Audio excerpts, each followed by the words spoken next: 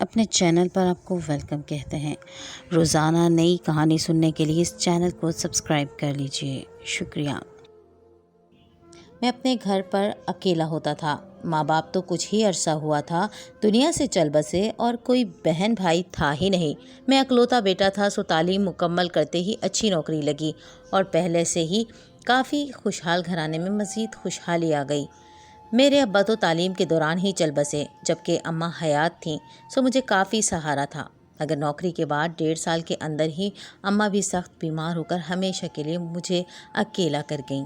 میں بہت اداس اور غمزدہ رہتا تھا اور اپنا دماغ اور طرف لگانے کے لیے نوکری کے ساتھ گھر بیٹھے بھی کچھ نہ کچھ کرنے میں مصروف رہنے لگا۔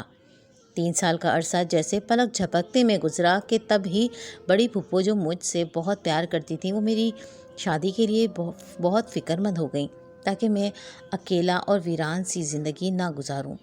میں پہلے تو اماں ابا کے غم نے مان کے نہ دیا، مگر اب انہوں نے زبردستی ہی یہ بیڑا پار لگانے کا سوچا اور ایک دن مجھے مبارکباد دینے لگیں کہ وہ میرا رشتہ میری پسند کے عین مطابق لڑکی ڈھونڈ کر چکی ہیں۔ وہ اتنی خوش تھیں کہ میں کچھ کہہ ہی نہ پایا اور سر جھکا گیا۔ یوں پھپھو نے شادی کی تمام تر تیاریاں میرے ہی گھر رہ کر 1 مہینے میں مکمل کر لی اور پھر تاریخ پکی کر کے چند دنوں میں ہی یہ کام مکمل کر ڈالا۔ جب میں حجرہ عروسی میں داخل ہوا تو وہ دلہن بنی میرے سامنے سر جھکائے بیٹھی تھی۔ اس کی تابعداری پر میرا دل خوش ہو رہا تھا۔ میں ہمیشہ سے ہی چاہتا تھا کہ میری بیوی ایسے ہی تابعدار اور خوش مزاج ہو۔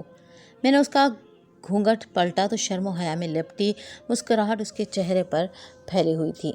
اس کی اس ادا پر میرا تو دل دیوانہ ہو گیا۔ تبھی میرا جی چاہا کہ اس سے جی بھر کر باتیں کروں، تو میں نے بات بڑھانے کو پوچھا، تمہیں کیا اچھا لگتا ہے؟ میں شاید اس کے منہ سے اظہار محبت سننا چاہتا تھا، تبھی میں نے اس کا نام پکارا، صدف، تمہیں اس دنیا میں سب سے اچھا کون لگتا ہے؟ میرے سوال پر وہ بے طرح شرماتے ہوئے بولی، مجھے سب سے اچھی اپنی امی لگتی ہیں۔ اچھا، اس کے بعد؟ میں نے پر امید لہجے میں پوچھا۔ اس کے بعد اپنے ابو، اس کے بعد؟ میرے لہجے میں اب مایوسی تھی۔ اس کے بعد میرا چھوٹا بھائی۔ اچھا، پھر؟ وہ بولی، پھر چھوٹی۔ میں نے اس کی بات کاٹ دی۔ یہ تو سارے خاندان کا نام لینے کو تیار تھی۔ بس ٹھیک ہے، میں نے ناگواری سے جواب دیا، لیکن پھر سوچا کہ شاید شرم و حیا کے باعث ایسا کر رہی ہے۔ منہ دکھائی کے لیے اپنی جیب میں ہاتھ ڈالا ہی تھا کہ مزید پوچھ بیٹھا، صدف، تمہیں اس دنیا میں اچھا کیا لگتا ہے؟ میری آواز پر اس نے جواب دیا جو ناقابل یقین تھا، مجھے سب سے اچھے انگور لگتے ہیں۔ کیا انگور؟ شادی کی رات کوئی عورت اپنے شوہر کو یہ کہتی ہے بھلا کہ اسے انگور اچھے لگتے ہیں؟ میرا سارا غصہ ہوا ہو گیا۔ اس کی اس بے وقوفی کی حد تک معصومیت پر مجھے پیار آنے لگا، مگر میں کیا جانتا تھا اس معصومیت کے پیچھے کتنا بڑا راز چھپا ہے۔ خیر، میں نے اس کو انگوٹھی پہنائی اور ہم نے ایک نئی زندگی کا آغاز کر دیا۔ وہ بہت اچھی بیوی ثابت ہوئی تھی۔ شادی کے شروع کے دن بالکل یوں گزرے جیسے کوئی حسین خواب ہو جو جانے کب ٹوٹ جائے گا۔ کچھ دن تو صدف کا رویہ اچھا رہا، لیکن پھر وہ بے چین سی رہنے لگی۔ اس نے اپنا خیال رکھنا چھوڑ دیا اور وہ پہلے کی مانند ہنس کر مجھ سے بات بھی نہ کرتی، اکثر بے چینی سے پہلو بدلتی رہتی۔ میری سمجھ میں نہیں آتا تھا کہ اچانک اس کو ہو کیا گیا ہے۔ میں نے سوچا شاید وہ کسی قسم کی تبدیلی چاہتی ہے، تبھی میں اسے گھمانے پھرانے لے کر گیا۔ میں نے اسے اپنے قریب کے سبھی علاقوں کی سیر کروائی، مگر اس کے چہرے کی رونق لوٹ کر نہ آئی۔ اب میں واقعی میں پریشان رہنے لگا، لیکن ایک دن عجیب واقعہ ہوا۔ میں گھر آیا تو صدف خلاف معمول بہت خوش تھی۔ ارے واہ، آج میرے چاند سے مسکراہٹ پر کیسے؟ میں نے گھر میں داخل ہوتے ہی کہا تو وہ کھل اٹھی۔ ارے آج مجھے میری من پسند چیز مل گئی ہے۔ وہ کیا؟ میں نے حیران ہوتے ہوئے پوچھا۔ ادھر ادھر دیکھا تو کچھ بھی نہیں تھا۔ جانتے ہو، آج ہماری گلی میں انگور والا آیا تھا، میں نے اسے ڈھیر سارے انگور لیے ہیں۔ تمہیں تو پتہ ہے مجھے انگور کتنے پسند ہیں۔ وہ یوں مسکرا رہی تھی جیسے اسے پوری دنیا کا خزانہ مل گیا ہو۔ اچھا واقعی؟ کیا تمہیں میرے آنے سے کوئی خوشی نہیں ہوئی؟ میں جو اس کی ایک پیاری سی مسکان کو ترستا تھا اس سے پوچھنے لگا، مگر وہ تو کسی اور ہی خیال میں تھی۔ ارے بھائی، تم تو یہیں رہتے ہو، تمہارے آنے کی خوشی تو ہے، لیکن آپ کو پتہ ہے مجھے کھٹی کھٹی سی چیزیں کتنی پسند ہیں۔ یہ کہتے ہوئے اس کے چہرے پر ایک عجیب سا تاثر ابھرا۔ جسے میں سمجھ نہیں سکا۔ نہ جانے وہ مکاری تھی یا معصومیت تھی، میں نے اس بات کو نظر انداز کر دیا۔ میں اندر کمرے میں چلا گیا، فریش ہو کر باہر نکلا تو وہ کمرے میں نہیں تھی۔ میں کچن میں آیا تو وہ گنگنا رہی تھی۔ آج تو اس کے چہرے پر معمول سے زیادہ خوشی تھی، جسے دیکھ کر لگتا تھا وہ نئی زندگی سے سمجھوتا کر چکی ہے۔ لیکن میرا یہ خیال عارضی ثابت ہوا۔ اگلے چند دن میں پھر سے اس کا مجھ سے وہی رویہ تھا۔ میرا تو دل ٹوٹ کر رہ گیا، مگر میں اپنی بیوی سے بے انتہا محبت کرتا تھا۔ اس سب کے باوجود میں ہمیشہ وقت سے گھر آتا، اس کے لیے کھانے پینے کی ہر چیز لے کر آتا، اسے پابندی سے ہر ہفتے میکے لے جاتا، اس کا خیال رکھتا۔ کچھ دن کے بعد میں اپنے آفس میں بیٹھا تھا۔ میرے دل میں آج بھی اس کی باتوں کا بوجھ تھا کہ میرے فون کی گھنٹی بجی۔ میں نے فون پہ دیکھا تو کسی انجان نمبر سے میسج آیا تھا۔ میں نے اس سے پوچھا آپ کون ہیں؟ اس نے میرا تعارف پوچھا اور پھر یوں ہی بات کرتے کرتے ہم ایک دوسرے سے واقف ہو گئے۔ میں اپنے گھر سے کافی پریشان تھا، اسی لیے مجھے نیا تعلق بنانے میں دیر نہیں لگی۔ گویا میں خود کو اس تعلق کا حقدار ہی سمجھ رہا تھا۔ تقریباً 3 مہینے کے اندر اندر میری رانیہ سے اتنی پکی دوستی ہو گئی کہ اب اس سے بات کیے بنا میرا گزارا نہیں ہوتا تھا۔ لیکن پھر بھی میں اپنی بیوی کا اس قدر خیال رکھتا کہ گھر آتے ہی میں اپنا فون آف کر دیتا۔ یہ بات میں نے رانیہ کو بھی بتا رکھی تھی کہ میں شادی شدہ ہوں، میں نے اس سے کوئی چیز نہیں چھپائی تھی۔ یہ بھی بتایا تھا کہ میری بیوی مجھ سے زیادہ اچھے سے پیش نہیں آتی، بلکہ ہر وقت پریشان ہی رہتی ہے۔ میں نے اس کا دل جیتنے کی کوشش کی لیکن وہ نہیں مانتی۔ اب میں رانیہ سے اپنی بیوی کو منانے کے مشورے پوچھنے لگا، لیکن وہ جو بھی طریقہ مجھے بتاتی اس کا الٹ ہی ہو جاتا۔ لاکھ کوششوں کے باوجود صدف مجھ سے ناخوش ہوتی۔ میں نے اسے منانا چھوڑ دیا۔ میرا زیادہ تر وقت رانیہ سے باتیں کرتے گزر جاتا۔ ایک دن اس سے باتیں کرتے کرتے مجھے احساس ہوا کہ میں نے تو اس کو ابھی تک دیکھا ہی نہیں ہے۔ تب میں نے اسے تصویر بھیجنے کا کہا تو وہ کہنے لگی میں تصویر نہیں بھیج سکتی، اگر تم مجھ سے ملنے آ سکتے ہو تم میرے شہر آ جاؤ۔ رانیہ کی آفر بھی کم نہیں تھی۔ میں نے اس سے ملنے کی حامی بھر لی، لیکن مسئلہ یہ تھا کہ وہ میرے شہر میں نہیں بلکہ سرگودا میں رہتی تھی۔ سرگودا کا فاصلہ میرے شہر سے تقریباً 6 گھنٹوں کا تھا۔ فیصل آباد سے سرگودا جانے کے لیے مجھے کسی تگڑی بہانے کی ضرورت بھی تھی تاکہ بیوی کو کسی قسم کا شک نہ ہو، لیکن مجھے زیادہ دقت کا سامنا نہیں کرنا پڑا کیونکہ صدف نے خود بھی مجھ سے ایک رات کے لیے ماں کے گھر جانے کی اجازت مانگ لی تھی۔ اسے تو ویسے ہی کوئی پرواہ نہیں تھی کہ میں گھر کب آتا ہوں اور کب گھر سے جاتا ہوں۔ بہرحال اگلے ہی دن بیوی کے جانے کے بعد میں نے بھی سرگودا جانے کا سوچا۔ وہاں پہنچ کر میں رانیہ کے بتائے گئے پتے پر جا کر بیٹھ گیا۔ وہاں جا کر اس کا انتظار کرتا رہا مگر وہ مجھے کہیں نہ ملی۔ میں نے اس سے فون پر رابطہ کرنے کی کوشش کی۔ شام کے 6 بجے جا کر اس نے مجھے بتایا کہ میرے گھر میں ایک ایمرجنسی ہو گئی ہے، میں آج نہیں آ سکتی۔ آج رات تمہیں میرے شہر میں ٹھہرنا پڑے گا، پھر ہی میں تم سے مل سکوں گی۔ اگر میری خاطر اتنا کر سکتے ہو تو ٹھیک ہے، ورنہ آج اگر گھر سے نکلی تو موت میرا مقدر ہوگی۔ تم تو جانتے ہو میرے علاقے کے رسم و رواج کیسے ہیں۔ اس کی بات صحیح تھی۔ میں نے بھی سوچا اپنے دل کی خوشی کی خاطر ایک دن مزید انتظار کر لوں تو کون سا قیامت آ جائے گی۔ رانیہ کے کہنے پر میں نے ایک رات وہیں ایک سرائے پر گزاری۔ پوری رات صبح ہونے کا انتظار کرتا رہا اور ملن کے پل کے بارے میں سوچ کر بے چین ہوتا رہا۔ اگلے دن میں اس کا انتظار بے صبری سے کر رہا تھا۔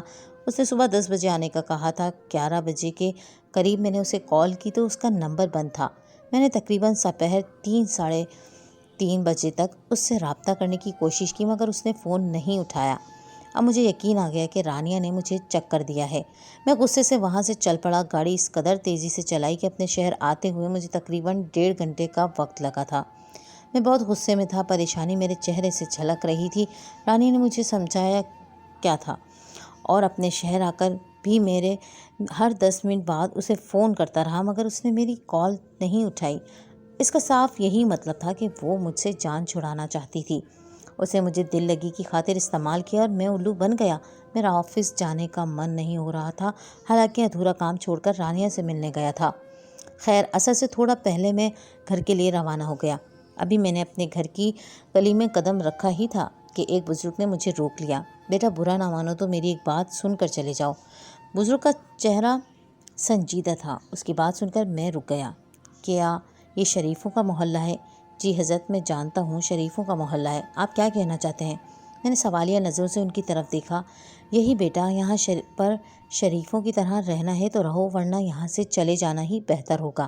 کیا مطلب بابا جی؟ میں نے ایسی کیا حرکت کر دی کہ میری وجہ سے محلے کی شرافت خراب ہو گئی؟ میں نے اس بار قدرے تلخی سے پوچھا۔ ارے بیٹا، تم تو غصہ ہی ہو گئے ہو، میں تمہاری نہیں تمہارے گھر کی بات کر رہا ہوں، اپنے گھر پر نظر رکھو۔ کیا مطلب بابا جی؟ میں نے الجھتے ہوئے پوچھا۔ تو بولے بیٹا، عقل مند کے لیے اشارہ ہی کافی ہے، ویسے بھی میں لگائی بجھائی نہیں کرتا، بہتر ہے کہ تم اپنے معاملات کو خود ہی سنبھالو۔ بابا جی کی بات نے مجھے پریشان کر دیا۔ اسی پریشانی کی حالت میں گھر پہنچا۔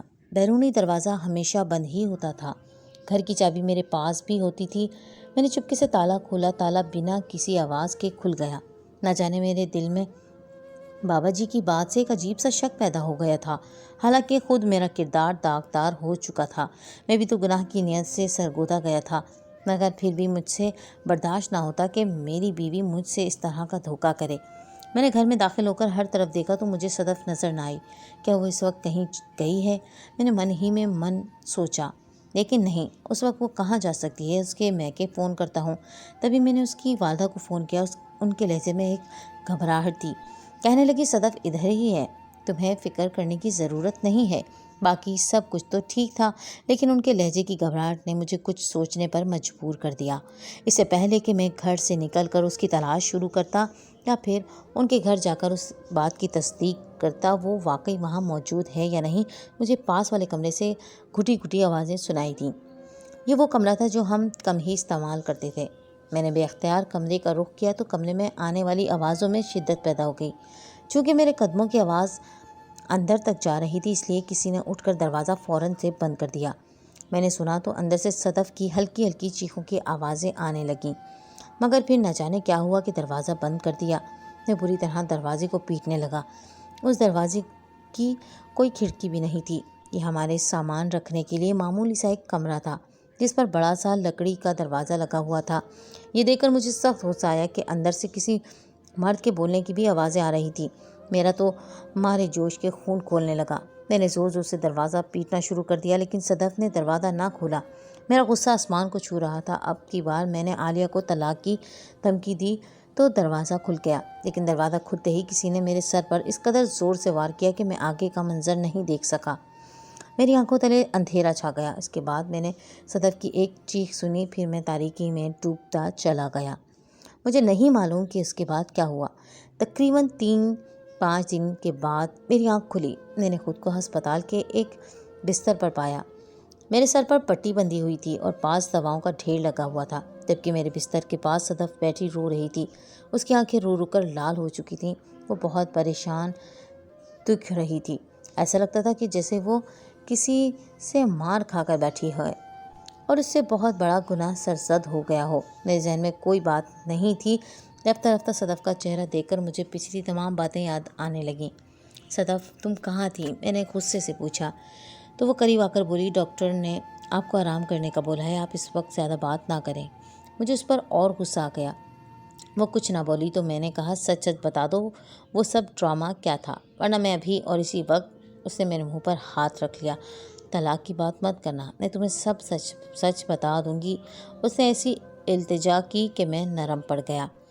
میں شروع سے لے کر آخر تک ساری بات بتاتی ہوں تاکہ آپ کے من میں کوئی سوال باقی نہ رہے۔ اس نے سر جھکا کر کہا، ہاں کہو، میں سن رہا ہوں۔ میں نے آنکھیں بند کرتے ہوئے کہا، میرا تعلق ایک عام سے گھرانے سے تھا۔ میں جس حالت میں آپ کو ملی تھی وہ تو بہت بدلی ہوئی تھی۔ میں ایک ایسے گھرانے سے تعلق رکھتی تھی جہاں ہمیں کھانے پینے اور اوڑھنے پہننے کا ڈھنگ نہیں تھا۔ ہم لوگوں نے غریب گھرانے میں آنکھ کھولی تھی۔ ظاہر ہے ہماری پرورش بھی اسی لحاظ سے ہوئی تھی۔ ہم 2 بہنیں تھیں، امی کا کوئی کمانے والا نہیں تھا۔ ابا ہمارے بچپن میں ہی فوت ہو گئے تھے۔ ہمارا واحد سہارا میرے چچا جان تھے، جو اکثر ہمارے گھر آتے جاتے اور ہمیں حوصلہ دیتے، ہمارے لیے طرح طرح کی چیزیں لاتے، ہماری ہر ضرورت کا خیال رکھتے۔ میرے چچا کا ایک چھوٹا بیٹا تھا جس کا نام علی تھا۔ وہ ہم سب کو بہت پسند تھا، وہ بھی ہم سب سے بہت پیار کرتا تھا۔ وہ اکثر ہمارے گھر آتا جاتا رہتا تھا۔ وہ آتا تو میرے دل کا بوجھ ہلکا ہو جاتا۔ میں اس سے دل کی باتیں کیا کرتی۔ بتاتی چلوں کہ ہمارے خاندان میں کوئی بھی پڑھا لکھا شخص نہیں تھا۔ علی بھی ایسی ہی طبیعت کا مالک تھا۔ اسے پڑھائی سے دلچسپی نہیں تھی، لیکن اس نے ریڑھی لگا رکھی تھی جس پر وہ مقامی پھل بیچا کرتا تھا۔ اسی سے اس کی اچھی خاصی آمدن ہو جاتی۔ اگر دن کا 800-900 روپیہ بھی کما لیتا تو مہینہ اچھا خاصا گزر جاتا تھا۔ مجھے اس کی یہی عادت پسند تھی کہ وہ ایک ذمہ دار نوجوان تھا۔ عین وقت تھا کہ جلد ہی ہماری بات طے ہو جاتی، لیکن امی کو کسی نے بتایا کہ گاؤں میں ان کی چھوڑی ہوئی زمین کے ساتھ ایک چودھری اپنی فیکٹری بنانا چاہتا ہے۔ وہ چودھری نیک تربیت کا مالک تھا۔ اس نے اماں کو زیادہ رقم دینے کے عوض اماں کو وہ زمین دینے پر راضی کر دیا۔ اماں کو اور کیا چاہیے تھا کہ گاؤں کی زمین کسی قابل نہیں تھی، وہ تو بس ابا کی نشانی تھی۔ اماں نے جھٹ سے وہ زمین بیچ دی۔ زمین بیچنے کے بعد ان کے پاس لاکھوں روپے کی رقم آئی تو اس کے بعد ان کے تیور ہی بدل گئے۔ انہوں نے اعلیٰ سوسائٹی میں مکان خرید لیا، اس کا ایک پورشن کرائے پر چڑھا دیا، دوسرے میں ہم رہنے لگے۔ ہمارے اگرچہ مکان تو بدل گئے تھے مگر اوقات نہیں بدلی تھی۔ ہمارا رہن سہن ویسے کا ویسا ہی تھا، لیکن گزرتے وقت کے ساتھ ساتھ اماں کو احساس ہوتا جا رہا تھا کہ اگر اعلیٰ سوسائٹی میں رہنا ہے تو ان لوگوں جیسی چال ڈھال بھی اپنانا پڑے گی۔ اماں کی بات اپنی جگہ درست تھی، مگر میں مانتی تھی کہ اپنے اصل کو کبھی نہیں بھولنا چاہیے۔ میں ابھی بھی علی کو ہی پسند کرتی تھی۔ اس کی ریڑھی پر لائے گئے پھل جو سب سے بہترین ہوتے مجھے لا کر دیا کرتا۔ اس کی اس عادت سے اس کی محبت کا اظہار ہوتا تھا۔ زندگی اسی طرح گزر رہی تھی کہ اماں نے اپنے رشتہ داروں سے آنکھیں پھیر لیں۔ ان میں چچا اور ان کا بیٹا علی بھی شامل تھا۔ یہ بات مجھے گوارا نہیں تھی۔ اس بات نے مجھے توڑ کر رکھ دیا تھا کہ اب علی سے ملاقات ممکن نہیں تھی۔ بالآخر اماں نے ان لوگوں کا داخلہ بھی اپنے گھر بند کر دیا۔ میری شادی کسی اونچے گھرانے میں کرنا چاہتی تھی، تبھی کسی نے ان کو آپ کا بتایا۔ آپ بہت ہی نیک اور شریف تھے، آپ کے خاندان کا جھنجٹ بھی نہیں تھا۔ تب اماں نے کہا کہ میں تمہاری شادی سرمد سے ہی کروں گی۔ میں نے اماں کو لاکھ منع کیا مگر انہوں نے میری ایک نہیں سنی، بلکہ جلدی سے میری شادی طے کر دی۔ میں اس سانحے سے بہت پریشان تھی کیونکہ میں ابھی شادی نہیں کرنا چاہتی تھی۔ علی کا کاروبار سیٹ ہو جاتا تو ہم اپنا نیا گھر بسا لیتے، مگر زمانے نے اور حالات نے ساتھ نہ دیا۔ بالآخر میں اپنے آپ کی دلہن بن کر یہاں آ گئی، مگر میں اسے ہر لمحہ پسند کرتی تھی۔ علی بھی میرے لیے دنیا بھر کی محبت اپنے دل میں سمیٹے بیٹھا تھا، جبکہ مجھے اس سے پیارا کوئی نہیں لگتا تھا۔ آپ سے شادی کے بعد اس سے رابطہ منقطع ہو گیا۔ اماں کے گھر تو وہ ویسے بھی نہیں آتا تھا۔ فون اس بیچارے کے پاس سرے سے تھا ہی نہیں، جبکہ والدہ نے سختی سے پابندی لگا رکھی تھی کہ علی سے کوئی بات نہیں کرنی۔ میں نے بھی ایسا ہی کیا، لیکن اچانک ایک دن گلی میں ریڑھی والے کی آواز سنی تو فوراً پہچان گئی کہ یہ علی ہی ہے۔ میں نے دروازہ کھولا تو اس کو دیکھ کر میری آنکھوں میں آنسو بے اختیار آ گئے۔ ہم نے کیا کیا سوچا تھا اور زندگی نے ہمیں کس قدر مجبور اور بے بس کر دیا تھا۔ ایک دوسرے کو جی بھر کے دیکھ بھی نہیں سکتے، لیکن میری پرانی محبت اس وقت جاگ گئی جب وہ ہر دوسرے دن اور پھر روزانہ میری گلی میں آنے لگا۔ اب میں اس سے چھپ چھپ کر باتیں کرتی، مگر محلے والوں کو احساس ہوا تو اس نے مجھے کہا کہ تمہارے شوہر کو بھگانے کی ترکیب کرنی چاہیے، تب ہم جی بھر کر مل لیا کریں گے۔ اسی دن اس نے مجھے لا علم رکھ کر ایک سم لے لی۔ نئی سم سے اسے آپ سے بات کرنا تھی، آپ کو اپنی باتوں میں الجھانا تھا کہ آپ مجھ پر توجہ دینا چھوڑ دیں۔ آپ کو سرگودا بھیجنا بھی اس کے پلان میں شامل تھا۔ میں اور علی اپنے گھر کے اندر ملنا چاہتے تھے، لیکن دن کے وقت کیونکہ لوگ ہوتے تھے سو رات کی ملاقات طے پائی تھی۔ میں اس سے اتنا پیار کرتی تھی کہ اس کی ریڑھی سے آپ کے پیسوں سے انگور لے کے رکھ لیا کرتی اور وہ بھی خوش ہو جاتا کہ میں اس کے دیے ہوئے انگور کھاتی ہوں۔ مگر بات یہ تھی کہ میں اس کی غربت دیکھ نہیں سکتی تھی، اس لیے اس کا مال مہنگے داموں خرید لیا کرتی۔ میں جانتی ہوں میں نے آپ کا روپیہ ایک غیر آدمی پر لٹایا، اس کے لیے میں آپ سے معافی مانگتی ہوں۔ وہ ہاتھ جوڑ کر مجھ سے معافی مانگنے لگی۔ اس دن علی مجھ سے ملنے آیا تھا، مگر بالکل صحیح موقع پر آپ آ گئے۔ اس خبیث نے مجھے کرسی سے باندھ دیا اور آپ کے سر پر بھاری تختہ مار کر بے ہوش کر دیا۔ اس بات سے مجھے اس کی حقیقت کا اندازہ ہوا۔ مجھے معاف کر دیں سرمد، وہ میری طرف دیکھ کر روئی جا رہی تھی۔ وہ کمینہ گھر کے سارے زیورات اٹھا کے لے گیا ہے۔ اسے مجھ سے نہیں میری دولت سے غرض تھی، وہ دولت جو آپ کی بلبوتے پہ تھی۔ وہ رو رہی تھی، مجھے اس کے مگرمچھ کے آنسوؤں میں کوئی دلچسپی نہیں تھی۔ آج ہسپتال سے آئے ہوئے 15 دن ہو گئے ہیں، میں نے صدف سے کوئی بات نہیں کی۔ میں اسے طلاق دینے کا سوچ رہا ہوں۔ مجھے صدف کو معاف کر دینا چاہیے یا پھر اسے طلاق دے دینی چاہیے؟ مجھے آپ کی رائے کا انتظار رہے گا۔